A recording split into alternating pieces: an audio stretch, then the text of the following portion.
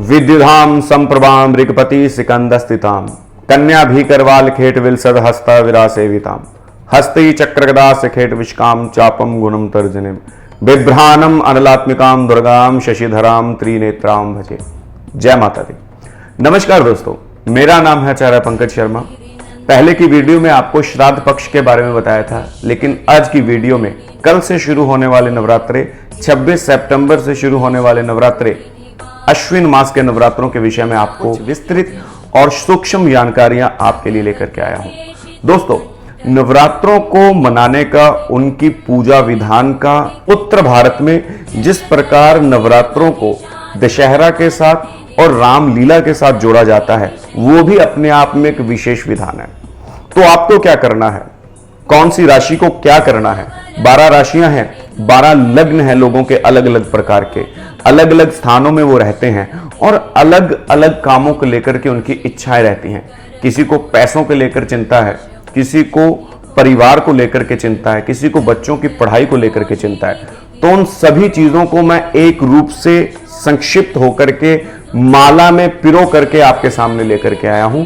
कुछ विशेष उपाय जिनको करने से आपके यहां पर धन धान्य की वृद्धि होगी और इस पावन अश्विन मास के नवरात्रों का आप पूरा लाभ ले सकते हैं। तो दोस्तों, आप सबको पता है कि अश्विन मास के नवरात्रे और चैत्र मास के नवरात्रों में हम उपवास भी करते हैं।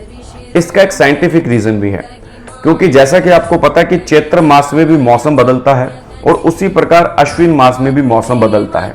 चैत्र मास में सर्दी जाकर के गर्मी आती है, सर्दी कम होना शुरू होती है, गर्मी ज्यादा होना शुरू होती है। लेकिन इसके वस्तुतः अश्विन मास में गर्मी कम होना शुरू होती है और सर्दी का आगमन होता है, मौसम में बदलाव होता है। और जैसे मौसम में बदलाव होता है तो हमारी जो बॉडी है, जो हमारा शरीर है और उसमें जो रक्त मौजूद है, उसमें जो इंटरनल ऑर्गन्स हैं, उसमें भी बदलाव आने शुरू हो जाते हैं। और उसी बदलाव के अनुसार हमारी जो बॉडी है वो संवेदनशील, सेंसिटिव हो जाती है।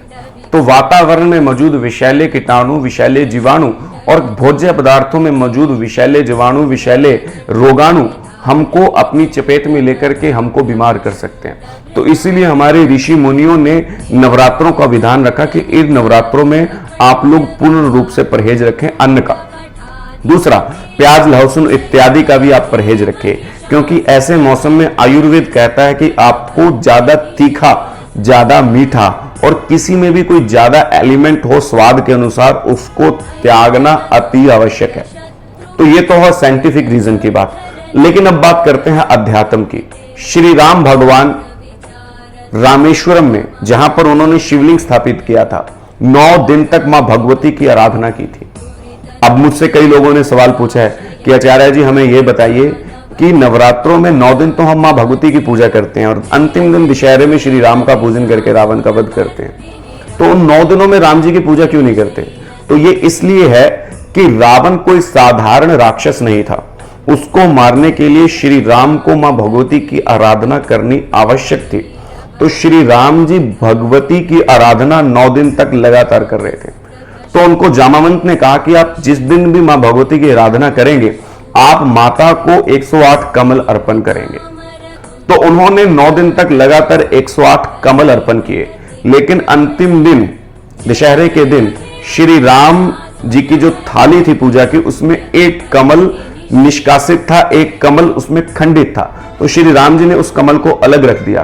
तो अभी मुसीबत ये हुई कि उनके पास केवल 107 ही कमल थे। 108 कमल की माला बनकर के मां भगवती को अर्पण करनी थी। तो ऐसे में पूजा खंडित हो रही थी, पूजा के विधान में विघ्न पैदा हो रहा था। तो श्री राम जी ने बड़ा सोचा, तो उनके मन में आया कि उनकी माता कौशल्या उनको बचपन में राजीव लोचन, राजीव नयन कहकर के बुलाती थी। राजीव का मतलब होता है कमल और लोचन का मतलब होता है आंखें, मतलब जिसकी आंखें कमल जैसी हो।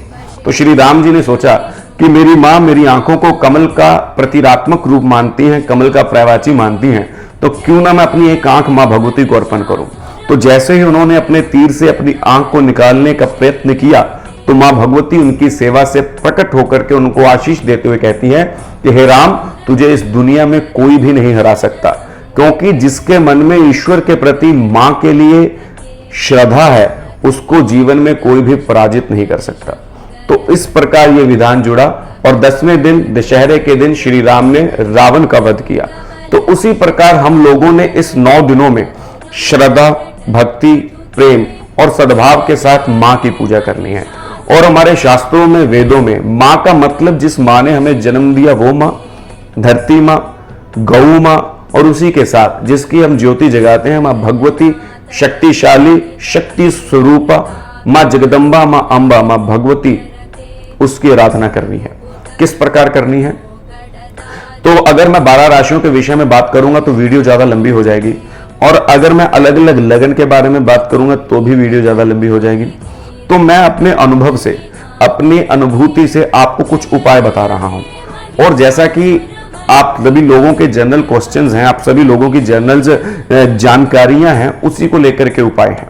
तो उसमें पहला पोर्शन होगा कि अगर आप धन हानि से परेशान हैं, धन आगमन आपका प्रॉपर हो रहा है लेकिन उसका जो व्यय है वो ज्यादा हो रहा है, उसके लिए एक उपाय नवरात्रों से रिलेटेड। उसके बाद बच्चों की पढ़ाई के लिए अगर आप चिंतित हैं, उसके लिए एक उपाय। तीसरा, शादी विवाह के मामले में अगर शादी नहीं हुई है उस लिए भी, और अगर शादी में विघ्न आ रहे हैं, शादी हुई तो कुछ समय ही हुआ है, उसमें विघ्न आ रहे हैं तो उसके लिए। और चौथा, आपके रोजगार, आपके करियर के लिए। तो इन 4 एस्पेक्ट्स में आपको उपाय बताए जाएंगे। तो सबसे पहला उपाय आपको बताएंगे कि अगर आपके जीवन में धन हानि, धन को लेकर के समस्याएं आ रही हैं तो इस नवरात्रों में आपको क्या करना है। तो दोस्तों, नवरात्रों में उत्तर भारत में कलश स्थापना का विधान है, जिसको हम बोलते हैं खेती बीजना। हम जौ को एक बर्तन में मिट्टी डालकर वहां पर बीजते हैं।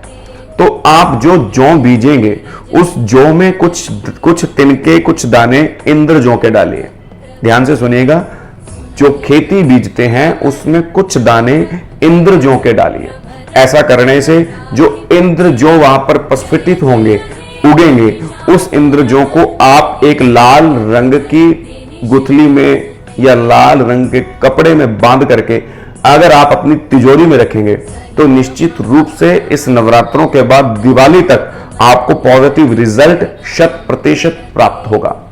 दूसरा, अगर आपके बच्चों का पढ़ाई में मन नहीं लग रहा है, या आप अगर स्वयं पढ़ना चाहते हैं, कोई टेस्ट की तैयारी कर रहे हैं और आपका मन नहीं लग रहा, तो समस्या होती है कंसंट्रेशन की, समस्या होती है एकाग्रता की।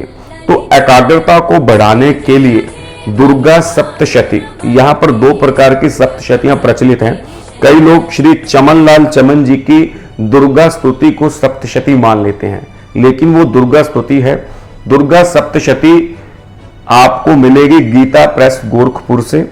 उनकी एक प्रेस है, गीता प्रेस जिसको बोलते हैं, वहां से आप ऑर्डर करें, या जो भी दुकानें आपके आसपास हो, पूजा की सामग्री यहां से मिलती है, वहां से परचेज करके लाएं। और उस दुर्गा सप्तशती में पहला और 8वां अध्याय का पाठ हर रोज 2 टाइम, सुबह और शाम को, मां भगवती के सामने बैठ करके, साफ वस्त्र पहन करके, स्नान करके, अगर कोई विद्यार्थी जो सीरियस है, जो गंभीर है अपने गोल के लिए, पहला और 8वां अध्याय का पाठ विधिवत पूर्वक से करता है, उसको निश्चित रूप से सफलता प्राप्त होगी। तीसरा डायमेंशन, तीसरा, जिन लोगों को समस्या हो रही है विवाह संबंधित, विवाह में विघ्न पैदा हो रहे हैं, योग नहीं बन रहे हैं, या शादी हुई को कुछ समय ही हुआ है लेकिन बार बार पति पत्नी में अनबन जैसी स्थिति पैदा हो रही है, उन लोगों के लिए ये नवरात्रों में आप क्या उपाय करना है वो सुनिए, ध्यान से सुनिएगा कि इन नवरात्रों में आप मां भगवती को श्रृंगार की सामग्री अर्पण करेंगे। लाल चुनरी, जो कॉस्मेटिक्स का सामान होता है वो, और उसी के साथ आपके जिस मंदिर में जाकर के पूजा अर्चना करते हैं वहां पर चांदी के आभूषण आप जरूर अर्पण करें। चांदी के आभूषण आप अर्पण करेंगे तो आपको निश्चित रूप से माता की अनुकंपा प्राप्त होगी। चांदी का छत्र चढ़ा सकते हैं, चांदी की पायल चढ़ा सकते हैं, या किसी भी रूप से मां भगवती की पूजा अगर आप करते हैं आभूषणों के साथ, तो निश्चित रूप से शुक्र और मंगल मिलकर के आपके जीवन को सुखमय, आनंद पूर्वक और विधि पूर्वक आपके जीवन को चलायमान रख सकते हैं। और आखिरी, नौकरी से रिलेटेड, व्यापार से रिलेटेड और करियर से रिलेटेड। तो व्यापार से और नौकरी से संबंधित जो प्लेनेट हमारा महत्वपूर्ण होता है वो होता है बुध और बृहस्पति। क्योंकि आजकल बच्चे देखते हैं कि नौकरी के लिए मंगल का ट्रीटमेंट कर लेते हैं, लेकिन अगर आपके अंदर स्किल नहीं है तो निश्चित रूप से आपको कुछ ना कुछ करने की जरूरत है। तो बुध को जागृत अवस्था में लाने के लिए छोटी कन्याओं का लगातार 9 दिन पूजा करें। क्या देना है उनको? चने, उनको हरे रंग की चूड़ियां, हरे रंग का स्टडी मटेरियल सामान, हरे रंग के वस्त्र या हरे रंग का कोई भी एलिमेंट आप उन बच्चियों को दें। और याद रखिएगा, हमारे यहाँ पर विधान है कन्या पूजन के साथ साथ लौंकड़े का पूजन भी करना है। एक छोटा बालक जिसकी आयु 10 से कम हो, उसको लाल रंग की एक बॉल लेकर के दीजिए। जितना वो बॉल के साथ खेलेगा उतना आपका मंगल सुदृढ़ होगा। और जैसे ही आपका मंगल और बुध का कॉम्बिनेशन बनकर के कुंडली के अंदर इंडिकेशन देगा, आपकी नौकरी झट से लगेगी। और ये कुछ उपाय आप निश्चित रूप से अगर करेंगे तो आपका भाग्य जागृत होगा। तो अभी बात करते हैं इन सभी नवरात्रों में निश्चिंत रूप से मां भगवती की अनुकंपा प्राप्त करने के लिए आप क्या कर सकते हैं। तो उसके लिए जैसा कि मैंने कहा, गीता प्रेस गोरखपुर से आप सप्तशती मंगवाएं, आज ही लेकर के आए, उसको पूरा पाठ करें। 1 से लेकर 13 अध्याय तक पूरा पाठ करें। चाहे दिन में एक बार करें या दिन में आधा आधा करके 2 हिस्सों में पाठ कर सकते हैं। पूरी सप्तशती का पाठ करें और कन्या पूजन करें। पूरी आपको माता की कृपा प्राप्त होगी और आप अनुभव करेंगे, मेरे कहने से नहीं, आप अपने भीतर अनुभव करेंगे और आपको सफलता प्राप्त होगी।